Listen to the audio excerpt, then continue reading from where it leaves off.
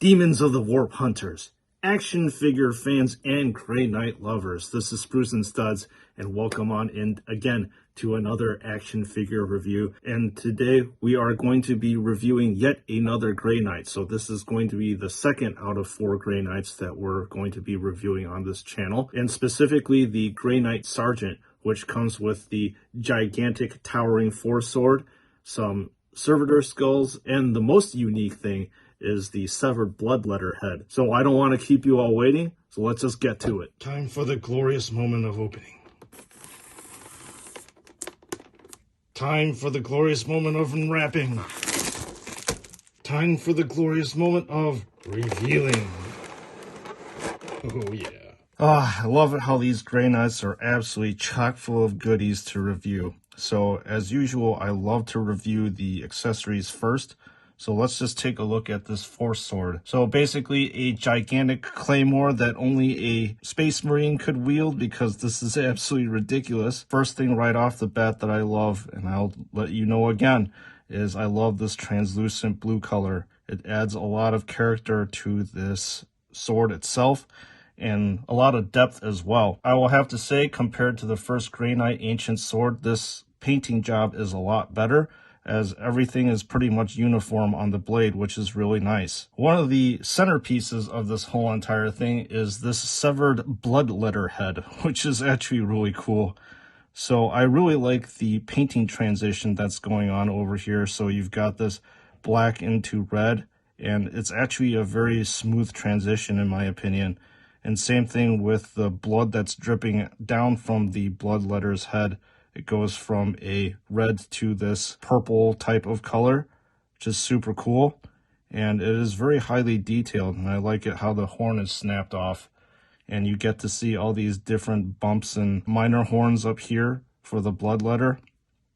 As we turn it around, it's much of the same, which is really cool. So let's take a look at the Servitor skull. And I don't believe that we actually have seen an appearance of a Servitor skull ever in any of the JoyToy releases up until this point. And the Servitor skull, again, is really cool looking, in my opinion. So you've got the skull over here, and it's actually shaded pretty nicely. The eye sockets are very deeply shaded, along with the nostrils, as well as the valleys down here, which is really nice that they put all this character into it. JoyToy, again, is awesome when it comes to the detailing on the head. You can see the iris and the pupil over here in the eyes, and then you got this nice lens over here as well to add more depth of flavor, I suppose, to the character of this action figure. Yes, there are tiny bits of mispaintings here, but for a mass-produced product, this is really nice. And you can see all the shading in the mouth and the nose ridges and the brow ridges as well. It's fantastic detail that's going on over here. So this is the, I don't know what you want to call this, a standard that goes on top of the Terminator armor, and there is a lot of detail again. So you've got the characteristic Grey Knight tome with all this runes and scribes all over here. And what I like about this is it is shaded really nicely. So the runes are actually indented in. Within the indentations are the shading. So another thing that JoyToy 2.0 figures comes with is your selection of various hands down here. So you've got the Fist of Domination, the Finger Pointing of Destruction, and the Open Palm of Domination. So now that we've had a nice in-depth look at all the accoutrements, let's go to the main course over here, which is our lovely Grey Knight. And the Grey Knight, again, is a very, very superb looking action figure. I think these are probably one of the best manufactured JoyToy action figures to date.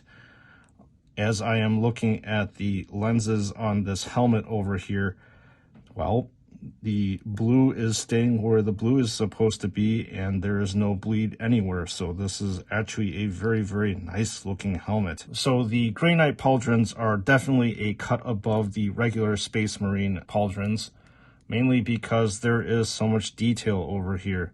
So you have this banner here, this perfectly screened skull, and then a bunch of wording over here that is actually in the pauldron itself, which is a very, very cool thing to have to look at. Let's take a look at the other pauldron, and is actually more of the same of this insane detail that is going on over here.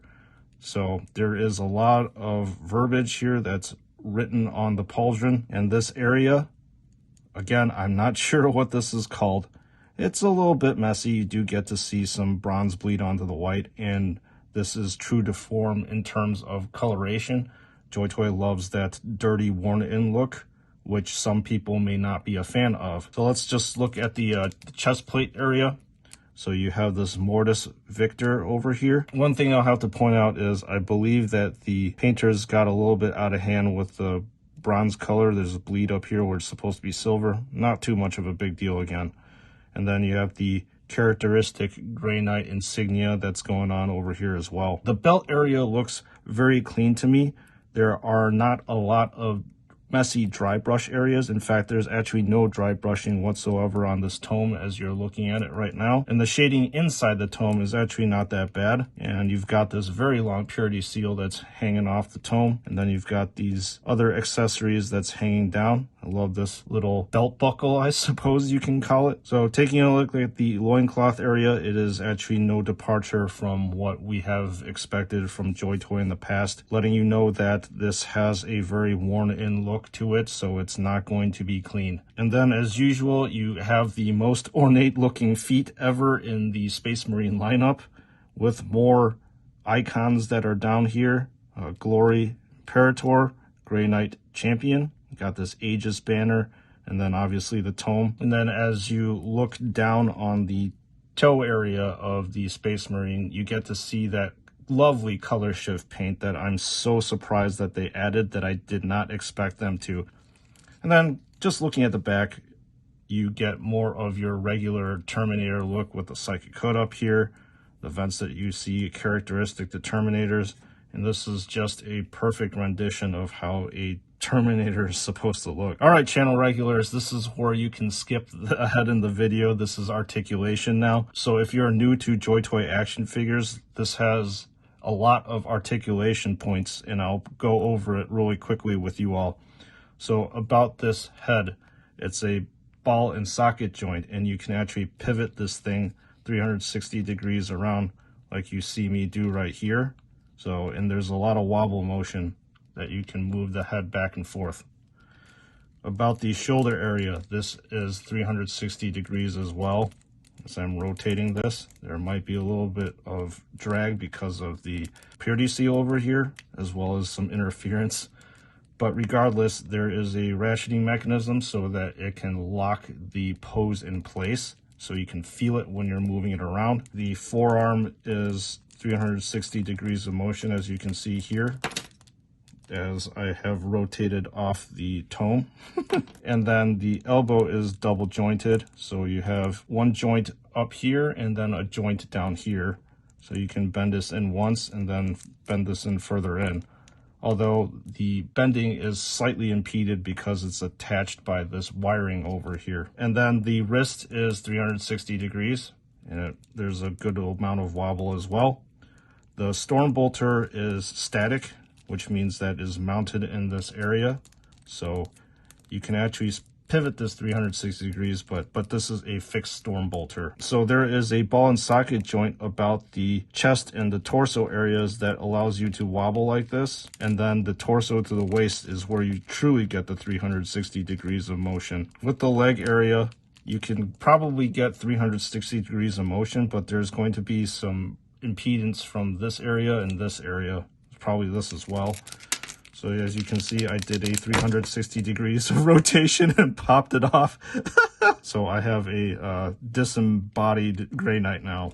You can see part of the mechanism too. And reattaching it is super easy. You just, well, reattach it through this. Voila, you're done. About the knee joint, it is double jointed. There's a joint here and a joint here. So as you can see, there's one here that allows you to do this, and the second one allows you to kick further back. About the ankle, there is wobbling that is involved.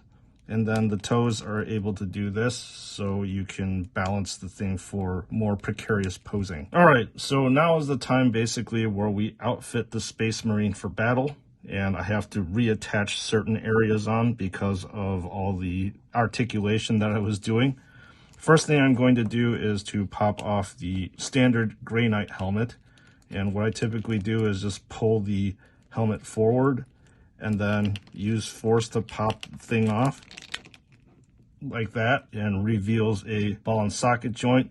Simple to attach the head. It's right here. Okay, and then I need to reattach the different areas on the belt. So again, ball and socket attaches very easily here. Tome, ball and socket attaches very easily here as well. So there you go. Restored back to normal. This area, you just need to attach the elbow pad back. And then we are done. All right, we are back at square one now. So you can put this on top. And while I was doing this, it has a lot of finagling involved, but you can get it in like so. The Servitor skull goes into this hole up here. Bingo. And you can either have the Space Marine wield the Foresword in this hand or the skull of the Bloodletter in the other. But what I'm going to do is just give him his Foresword. And there's some finagling that's involved. If you are having some trouble, you can always dip this hand into hot water to make it more pliable, or you can use a blow dryer on it, but not for too long. All right, the Grey Knight is fully assembled and ready to battle the demons of the warp. So let me wrap this up in my final thoughts. So what do I think about this lovely Grey Knight over here? It is another excellent action figure made by JoyToy. I would have to say that the Grey Knight lineup so far is probably the strongest that JoyToy has ever released. And this Grey Knight has obviously a lot of things that are unique that's going for it. What I really like is obviously the severed Bloodletter skull, which adds a ton of character to this action figure.